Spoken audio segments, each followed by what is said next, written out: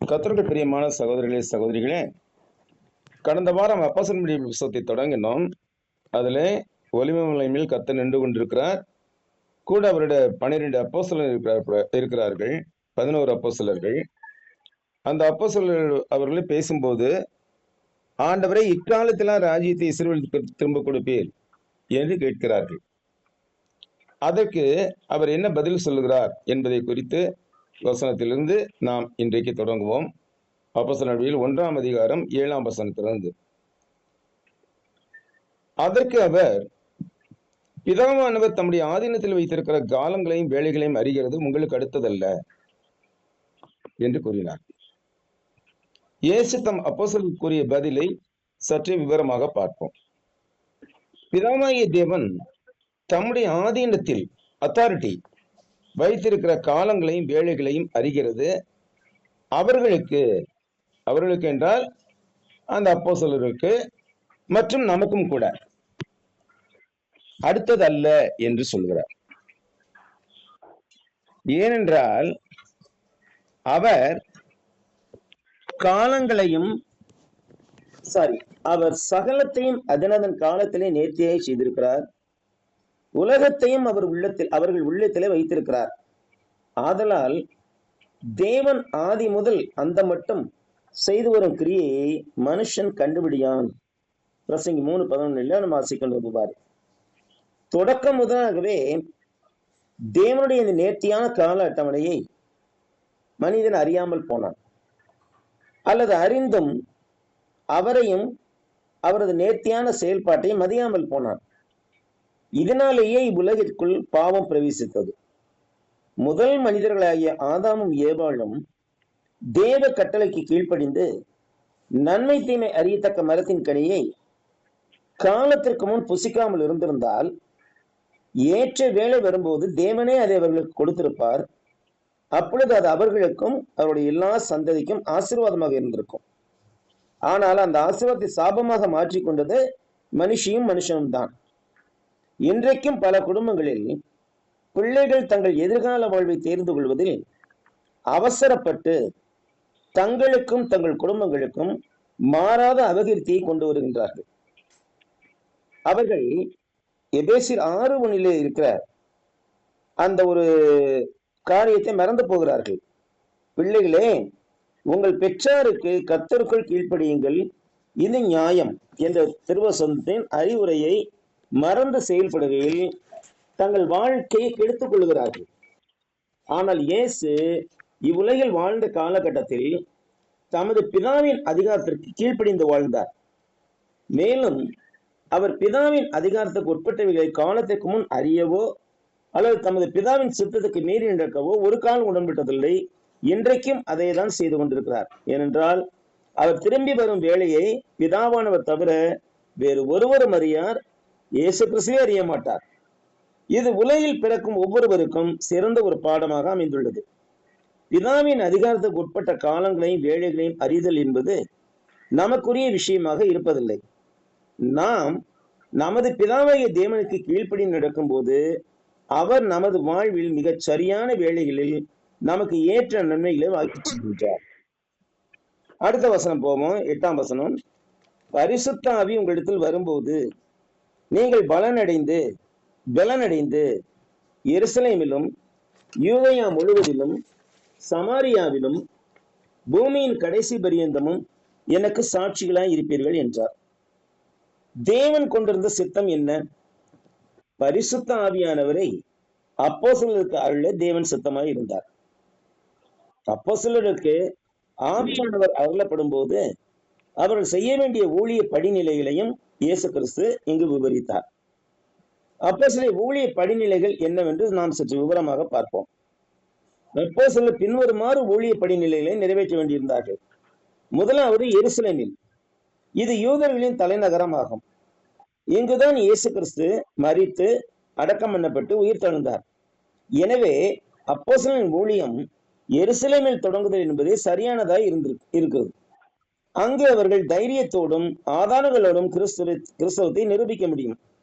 ஒருவேளை இயேசு கிறிஸ்து மரித்த 3ஆம் நாள் உயிர்த்து வரவில்லை என்றால் பெந்தகோஸ்தே நாளில் அப்போஸ்தலர்கள் இயேசு கிறிஸ்துவின் உயிர்த்தெழுதலை பிரசங்கித்துக் கொண்டிருந்த போதே அங்கு கூடியிருந்தவர்கள் யாராவது சிலர் எருசலேமுக்கு வெளியே இயேசு கிறிஸ்துவின் உடல் அடக்கம் செய்யப்பட்ட கல்லறைக்கு சென்று பார்த்து அவரது சரீரம் அங்கு இருப்பதை உறுதி செய்து அதை பிறருக்கு அறிவித்திருக்கலாம். அப்போது கிறிஸ்தவம் என்ற மார்க்கம் தோன்றிய அன்றே அழிந்திருக்கும். ஆனால் நமது கர்த்தராகிய இயேசு கிறிஸ்து உயிர்த்தெழுந்தது என்பது மெய்யான சத்தியமாய் இருக்கிறது. ஆகையினால் அவர் உயிர்த்தெழுந்த இடமாகிய எருசலேமிலேயே அப்போஸ்தலர் பிரசங்கித்த போது ஒரு கூட்ட மக்கள் அதை விசுவாசித்து ஏற்றுக்கொண்டார்கள். எனவே கிறிஸ்தவ மார்க்கம் முதலாக எருசலேமில் நிலைநாட்டப்பட்டது. இதை கிமு 8ஆம் நூற்றாண்டிலேயே, கிறிஸ்துவுக்கு 8 நூற்றாண்டுகளுக்கு முன்னதாகவே ஏசாயா தீர்க்கதரிசனமாக உரைத்திருந்தார். ஏசாயா 2ஆம் அதிகாரத்திலே 3ஆம் வசனம், திரளான ஜனங்கள் புறப்பட்டு வந்து நாம் கர்த்தரின் பர்வதத்துக்கும் யாக்கோபின் தேவனுடைய ஆலயத்துக்கும் போவோம் வாருங்கள், அவர் தமது வழிகளை நமக்கு போதிப்பார், நாம் அவர் பாதைகளில் நடப்போம் என்பார்கள். ஏனெனில் சீயோனிலிருந்து வேதமும் எருசலேமிலிருந்து கர்த்தரின் வசனமும் வெளிப்படும் என்றார். அடுத்த படிநிலை என்னன்னு பார்க்கும்போது, யூதேயா முழுவதிலும் எருசலேம் நகரை அப்போஸ்தலர்கள் தங்கள் போதகத்தினால் நிறைத்த பின்பு அவர்கள் எருசலேமை தலைநகராக கொண்டிருந்த யூதேயா மாகாணம் முழுவதும் கிறிஸ்துவை பற்றியும் அவருடைய சுவிசேஷத்தை பற்றியும் பிரசங்கிக்க வேண்டியதாக இருந்தது. ஏனென்றால் ரட்சிப்பு யூதர்கள் வழியாகவே மற்றவர்களுக்கு அறிவிக்கப்பட வேண்டியதாக இருந்தது. யூதேயா என்பது கல்வி அறிவிலும் மார்க்க போதனையிலும் இஸ்ரவேலின் மற்ற 2 மாநிலங்களுக்கும், கலிலேயா சமாரியா மாநிலங்களுக்கும் முன்னுதாரணமான பகுதியாக இருந்தது. அந்த யூதேயாவில் இருந்த மக்கள் ரட்சிக்கப்படும் போது அது மற்ற மக்களுக்கு மிகவும் பயனுள்ள விஷயமா இருக்கும். இது ஆதி கிறிஸ்துவின் ஊழியத்தினுடைய 2வது படிநிலையாக இருந்தது. அடுத்து 3வது படிநிலை என்ன? சமாரியா. யூதர்களின் வழியாக கிறிஸ்தவமும் பரவும் அடுத்த படிநிலையாக இருந்தது சமாரியா தேசமாகும். யூதர்களின் இன தூய்மை பாதுகாக்கப்பட வேண்டும் என்று தேவன் கட்டளையிட்டிருந்தார். ஆனாலும் கலிலேயாவுக்கும் யூதேயாவுக்கும் இடையில் இருந்த சமாரியா என்னும் மாநிலமானது பகைவர்கள் இஸ்ரேல் ராஜ்யத்துக்கும் நுழைய வழிவாசலாக இருந்தது. இவ்வாறு மற்ற இனத்தவர் இங்கு வந்த போது அவர்கள் சமாரியாவில் இருந்த யூத பெண்களை திருமணம் செய்து கொண்டார்கள். மேலும் பகைவர்கள் தங்கள் பெண்களை சமாரியாவில் இருந்த யூதர்களுக்கு கொடுத்தார்கள். இதனால் பிறந்த பிள்ளைகள் சுத்தமான யூதர்கள் இனமாய் இருக்கவில்லை. இந்த கலப்பின மக்களே சமாரியர்கள் என்று அழைக்கப்பட்டார்கள். இயேசு வாழ்ந்த காலகட்டத்தில் வடக்கே கலிலேயாவிலும் தெற்கே யூதாவிலும் இருந்த யூத இன மக்கள் தங்கள் மாநிலங்களுக்கு இடைப்பட்டதா இருந்த சமாரியா மாகாணத்தைச் சேர்ந்தவர்கள் தீண்டத்தகாதவர்கள் என்று கருதி ஒதுக்கி வைத்தார்கள். இயேசு இவ்வுலகில் வாழ்ந்த காலகட்டத்தில் இந்த கொடுமைக்கு எதிராகவும் செயல்பட்டார். தீண்டாமையை ஒழித்து கட்ட வேண்டும் என்று இயேசு தீர்மானித்தார். சமாரிய பெண் ஒருத்தியிடம் கிணற்றண்டையில் அவர் ஜீவ தண்ணீர் பற்றி பேசிக் கொண்டிருந்தார். மேலும் சமாரியர்களின் பல கிராமங்களில் அவர் நேரடியாகவே சென்று ஊழியத்தில் ஈடுபட்டார். சபையின் ஊழியம் என்று காண்கையில் பிலிப்பு என்பவர் சமாரியாவில் சென்று ஊழியம் செய்தார் என்று நாம் அப்போஸ்தலர் 8ஆம் அத்தியாயத்தில் வாசிக்கிறோம்.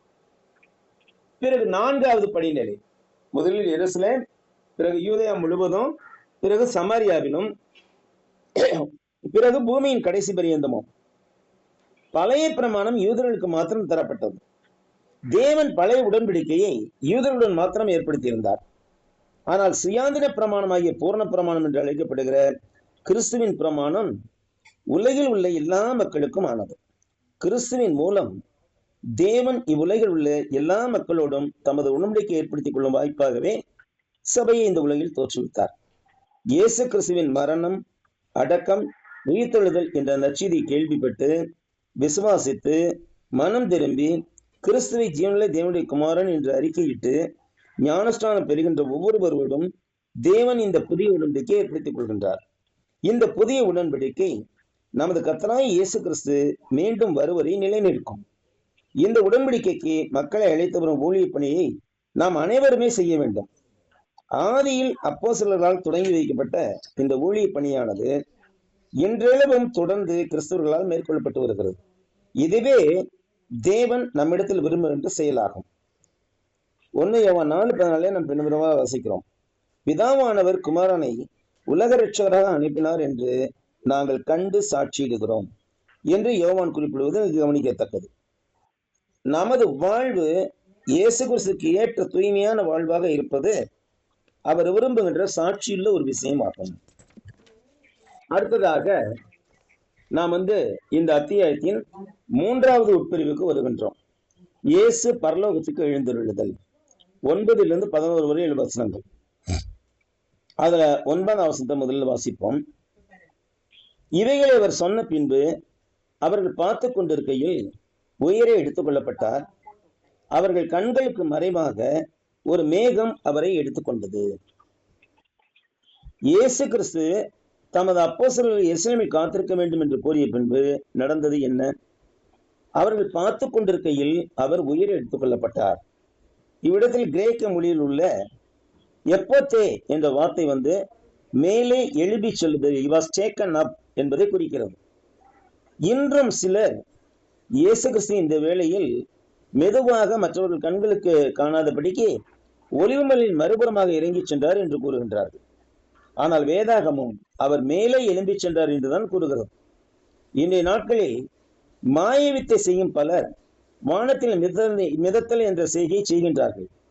ஆயினும் அவர்கள் மறுபடியும் கீழே இறங்கி வந்து விடுவார்கள். இயேசு கிறிஸ்துவோ தாம் உயிர்த்தெழுந்த பின்பு தமது சரீரத்துடன் இவ்வுலகில் 40 நாட்கள் அளவாக காணப்பட்டார். நாம் ஏற்கனவே கண்டுள்ளபடி அவர் குறைந்தபட்சம் 11 முறைகள் தமது சீஷர்களுக்கும் தரிசனமானார். ஆனாலும் அவர் தாம் உயிர்த்தெழுந்த 40ஆம் நாள் பரலோகத்திற்கு எடுத்துக்கொள்ளப்பட்ட பின்பு இன்றளவும் முன்பு போல அவர் இந்த பூமியில் நடமாடவில்லை என்பதற்கு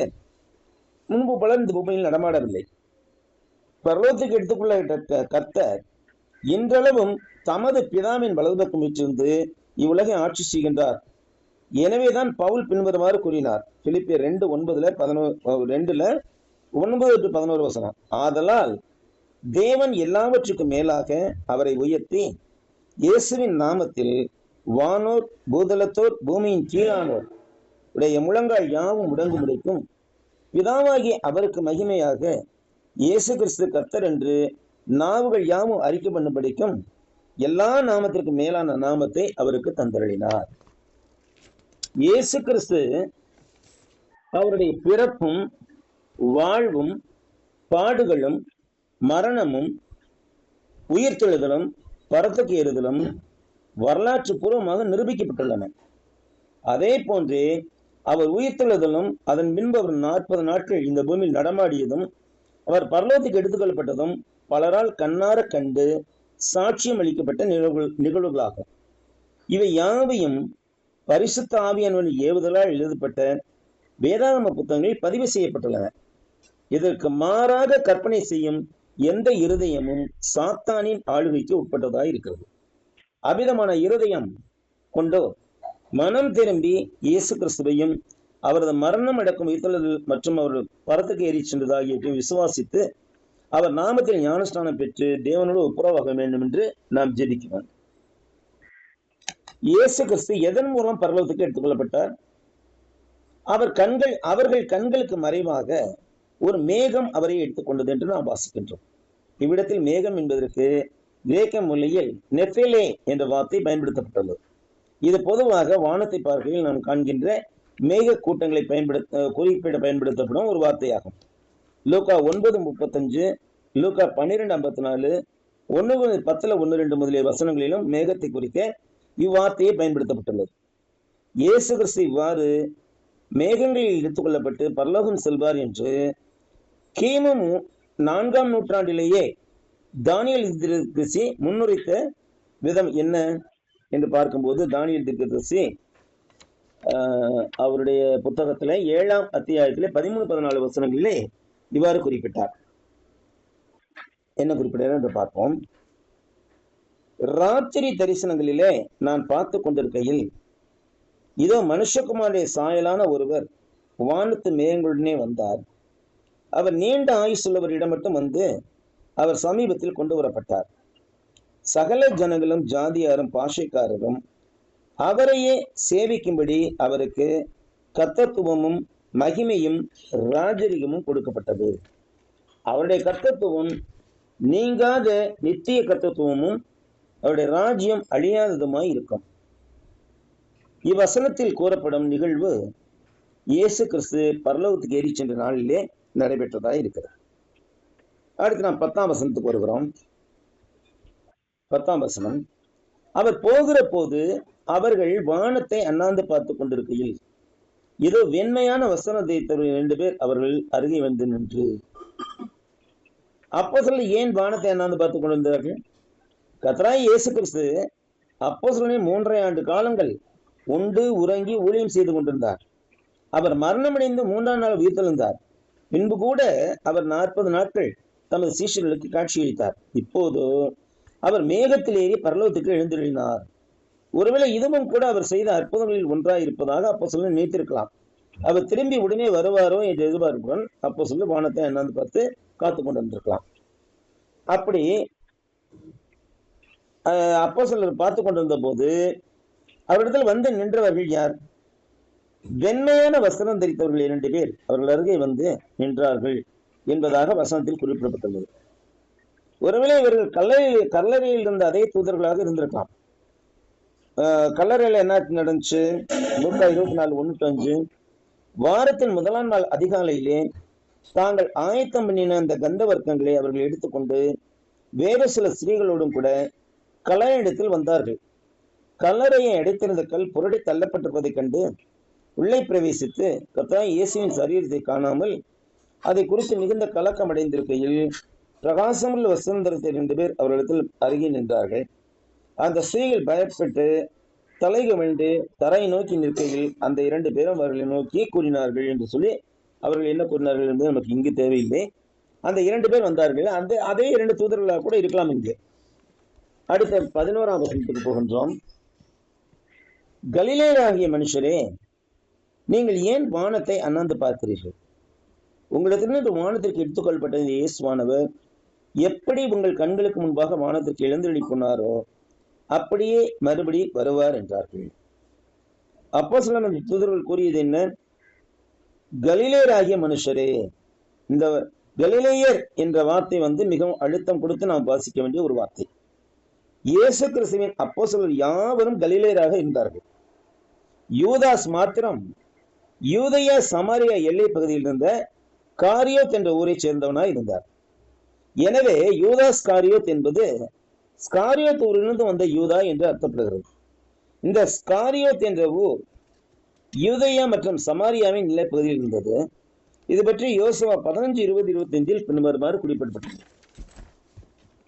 யூதா புத்திரருக்கு அவருடைய வம்சங்களில் உண்டான சுதந்திரம் என்னவென்றால், கடையாந்திர தென்புறமாகிய ஏதோமின் எல்லைக்கு நேராய் யூதா புத்திரரின் கோத்திரத்துக்கு கிடைத்த பட்டணங்களாவன கப்சேயேல், ஏதோர், யாக்கூர், கீனா, திமோனா, அதாத்தா, கேதேஸ், ஆத்சேர், இத்னான், சீப், தேலேம், பெயலோத், ஆத்சே, அதாத்தா, கீரியோத்.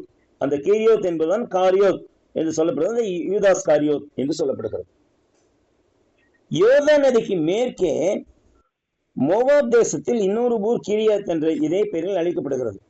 இது பற்றி கூறும் வசன பகுதியில் என்னன்னா, எரேமியா 48:21-24 வரைக்கும் இருக்குது.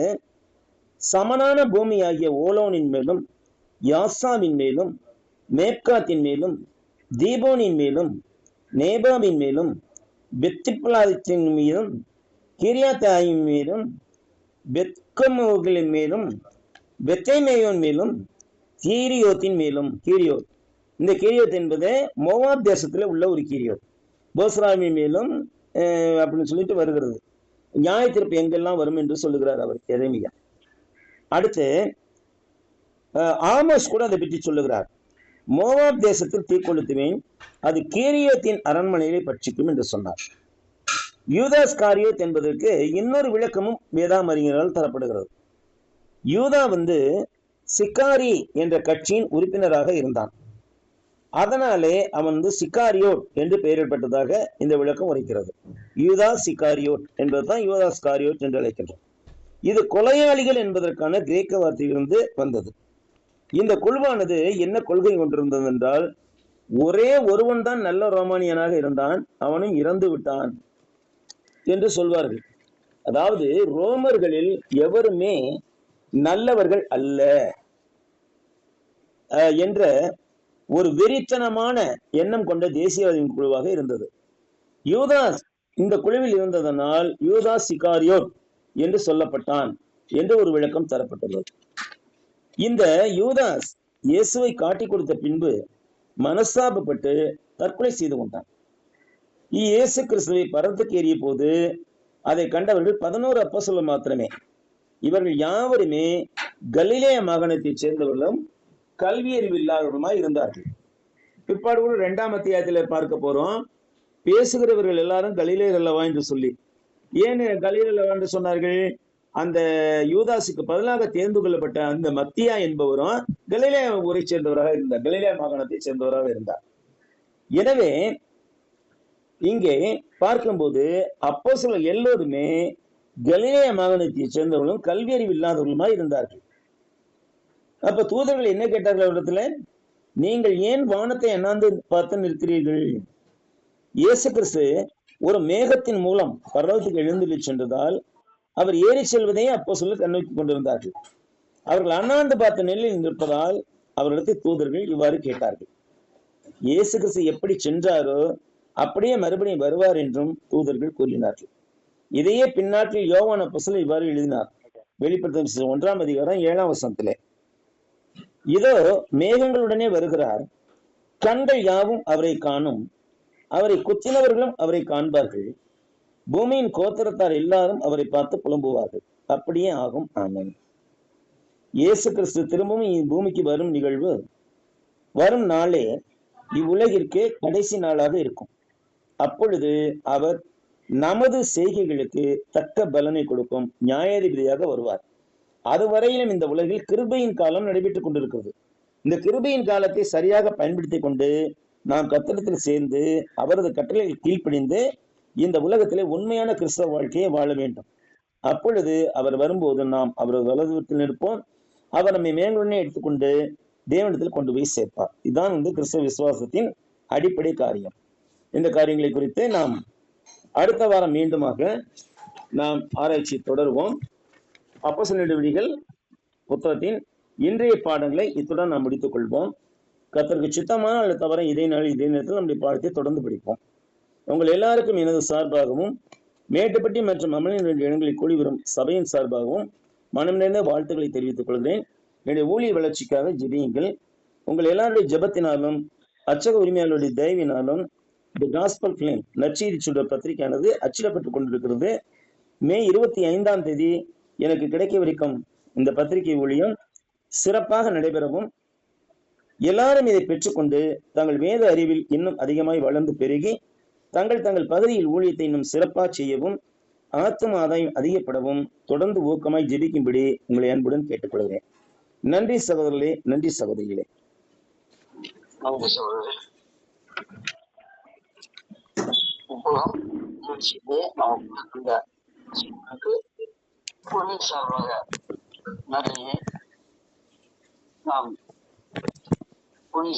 தெரிவித்துக் கொள்கிறோம். முடிவு செய்வதனை